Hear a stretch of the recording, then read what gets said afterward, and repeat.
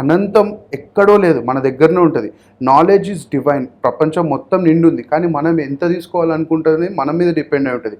So ఇప్పుడు ఏదైనా మనం ఏదైనా దాని గురించి చేస్తున్నాం అంటే ఫర్ సపోజ్ అది ఏంటి అని తెలుసుకోవాలి.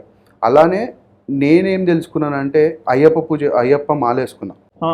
మాలేసుకున్న తర్వాత ఆ రిచువల్స్ ఏంటి, వై దిస్ సనాతన ధర్మం సంపూర్ణం అని ఎప్పుడైతుంది అంటే మనకు తెలుసుకున్నప్పుడు. సో నేనేం తెలుసుకున్నా అంటే దెర్ ఈజ్ ఎవ్రీథింగ్ మన పక్కనే ఉంటుంది, కానీ మనం దాన్ని పట్టించుకోం చాలా చాలా శాతం వరకు.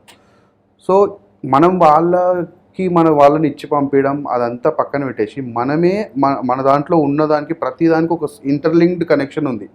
సో దీన్ని మనం కరెక్ట్గా ఫాలో అవుతే చాలు. నేను తెలుసుకుంది ఏంటంటే ఇప్పుడు నాకు ఒక డ్రాప్ ఆఫ్ ది చిన్న విషయం తెలుసు, దానివల్లనే నేను ఇంత చేంజ్ ఓవర్ అయిపోయి కంప్లీట్గా నేను వీడియోస్ పెట్టడం ఇదంతా జరుగుతుంది.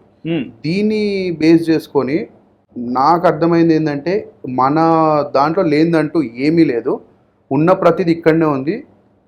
So wherever you are good at that. So don't go to others అన్నది నాకు అర్థమైంది.